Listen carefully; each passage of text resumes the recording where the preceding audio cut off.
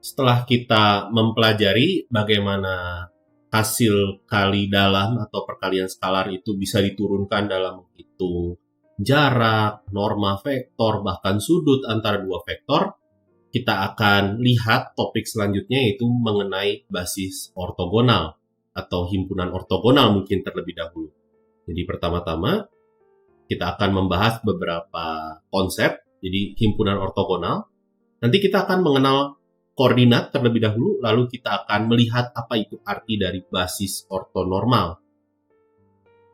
Jadi himpunan ortogonal ini cukup straightforward atau cukup langsung bisa diartikan. Jadi himpunan yang tidak kosong tentunya dari suatu ruang perkalian skalar V, ini disebut himpunan ortogonal apabila di sini himpunannya tidak boleh memuat vektor 0 ya, tidak boleh memuat vektor 0. Dan masing-masing vektornya itu saling ortogonal gitu ya. Jadi ini cukup sederhana untuk dipahami. Ini dapat dicek. Ini sebagai contoh, misalkan saya punya hasil kali dalamnya atau perkalian skalarnya seperti ini. Integral dari 0 sampai 2pi fx kali gx dx. Nah, himpunan S ini adalah himpunan ortogonal. Mengapa? Karena jika saya hitung hasil kali dalamnya atau perkalian skalar dari masing-masing fungsinya, di sini vektornya, satu dengan cos x, satu dengan sin x, cos x dengan sin x, itu semuanya menghasilkan nilai 0. Anda bisa cek sendiri. Jadi kita perlu mengecek semua kemungkinannya, semua kemungkinan dari masing-masing pasangan di himpunan, di dalam himpunannya. Nah, ini bukan definisi ya, mungkin ini teorema ya. Ini teorema bahwa himpunan ortogonal itu pasti bebas linear. Itu bisa dicek ya, itu bisa dicek. Berarti jika saya punya dimensi ruang vektornya sudah n, ingat lagi ini obrolan kita tentang basis yang sebelumnya. Jika kita punya dimensinya sudah n, himpunan ortogonal dengan n buah unsur itu pasti basis. Jadi kita tidak perlu mengecek sifat membangunnya lagi karena banyaknya unsur di himpunan itu sudah sama dengan dimensinya. Sehingga kita bisa munculkan ini istilah tentang basis ortogonal. Jadi basis yang merupakan himpunan ortogonal itu disebut basis ortogonal. Di sini basis baku untuk polinom yang berderajat 2 itu adalah 1x kuadrat. Namun, jika saya pasang perkalian skalar, ini perkalian skalarnya bukan 0 sampai 2pi ya. Maksudnya, min 1 sampai 1 dari fungsi fx kali gx, ini tidak ortogonal.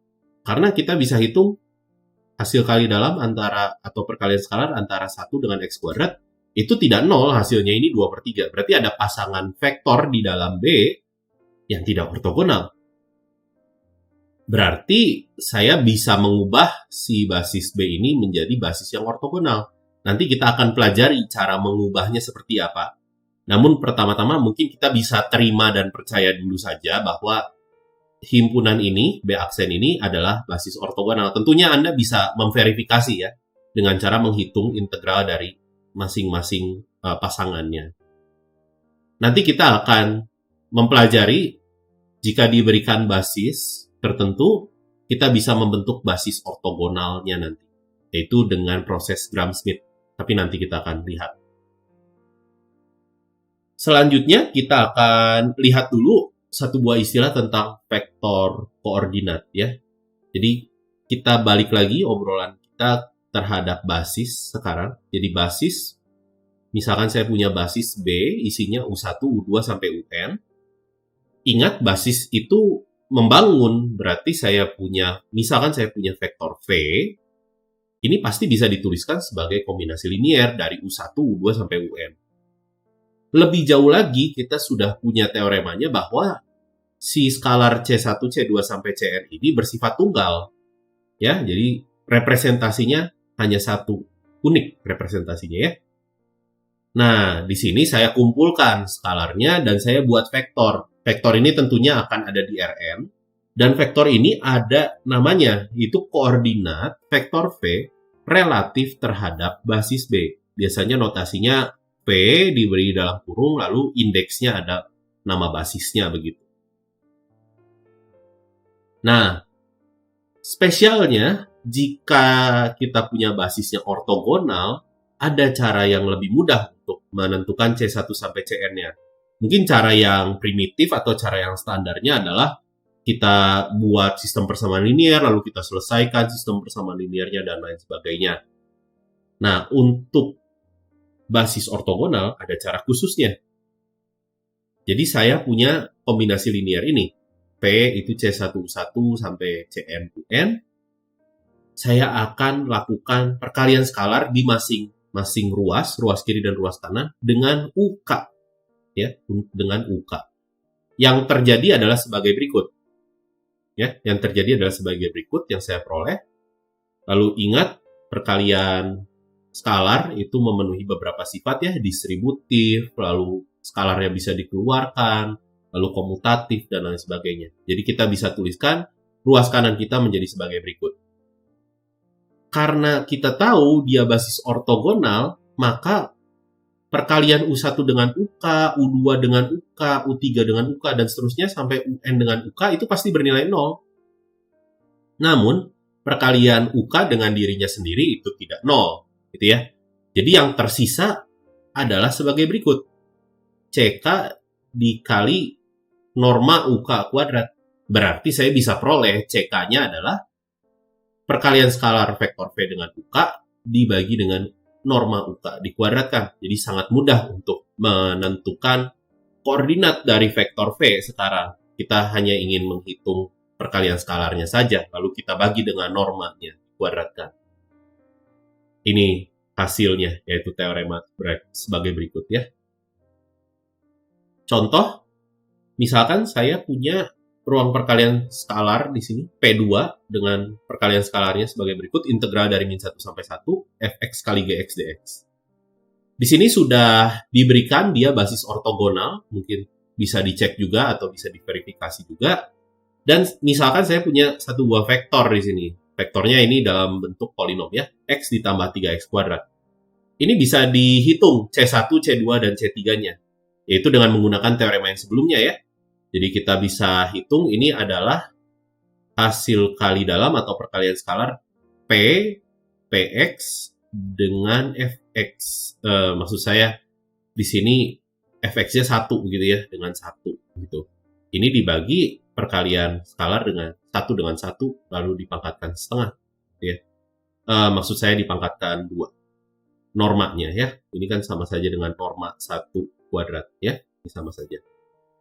Dan kita bisa lakukan hal yang serupa. Ini adalah perkalian skalar Px dengan X ya. Oke. Dibagi ini norma X dikuadratkan. Yang satu lagi adalah perkalian skalar P dengan 3x kuadrat min 1 dibagi norma 3x kuadrat min 1 dikuadratkan. Dan hasilnya bisa dicek. Ini bisa dihitung pelan-pelan saja karena ini polinom ya. Cukup mudah. Dan hasilnya 1. Jadi kita punya vektor koordinatnya P relatif terhadap basis B ini adalah 1, 1, 1. Namun kita bisa mengecek dengan menggunakan kombinasi linear ya, dan langsung dicari C1, C2, C3-nya juga bisa gitu ya, dengan menyamakan koefisien tiap-tiap sukunya. Hasilnya juga sama persis.